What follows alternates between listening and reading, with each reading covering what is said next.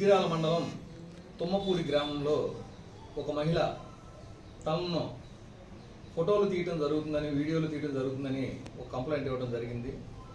ఆమె అక్కడ ఎస్ఆర్ఎం కాలేజీలో వర్క్ చేస్తున్నట్టు, అక్కడ ఉన్న విజయవాడ బస్సు లాగే ప్రదేశంలో రోజు వెళ్తూ వస్తున్నప్పుడు తాను తన స్నేహితురాలు కలిసి ఆ సమయంలో ఒక వ్యక్తి అక్కడ కూర్చొని వారిని ఫోటోలు మరియు వీడియోలు తీస్తున్నారని ఆవిడ గమనించి అతని చేతిలో ఉన్న ఆ సెల్ ఫోన్ను తీసుకొని పరిశీలించగా అందులో ఆమెది మరియు ఆమె స్నేహితురాలది వీడియో మరియు ఫోటోలు తీస్తున్నాడని గమనించి అతను అడగగా అతను ఆమెను అసభ్యకరంగా మాట్లాడి ఆమెను బెదిరించడం జరిగింది. అంతటా ఆవిడ దుగ్గిరాల పోలీస్ స్టేషన్కు వచ్చి ఫిర్యాదు ఇవ్వగా వెంటనే ఆ ఫిర్యాదు మీద ఒక ఎఫ్ఐఆర్ నమోదు చేసి 24 గంటల్లోనే ఆ ముద్దాయిని పట్టుకొని అదుపులో తీసుకొని అతన్ని విచారించగా అతను సరదాకు వీడియోలు ఫోటోలు తీస్తున్నానని, వాటిని రాత్రి సమయాలందు చూసుకుంటూ ఉంటానని చెప్పడం జరిగింది.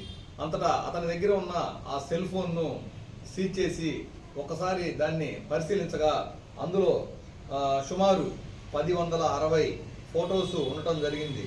అందులో ఒక 178 ఆ సెల్ ఫోన్లతోనే కెమెరాతో ఫొటోస్ తీయటం జరిగింది.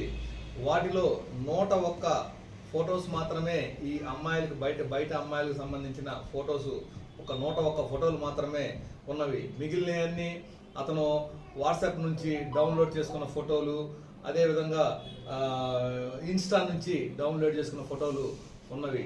అయితే అతను వాటిని మార్ఫింగ్ చేయటం కానీ, ఎక్కడ ఎవరికి సోషల్ మీడియాలో కానీ వేరే విధంగా అసభ్యకరమైన కార్యకలాపాలకు వాటిని వాడటం కానీ జరగలేదు. ఏది ఏమైనప్పటికీ మహిళల యొక్క ఫోటోలు వారి అనుమతి లేకుండా వీడియోలు ఫోటోలు తీయటం నేరం కాబట్టి అతన్ని మేము చట్ట ప్రకారం అరెస్ట్ చేసి కోర్టు ముందు హాజరుపెడతామని తెలియజేస్తున్నాము. అయితే కొన్ని మీడియా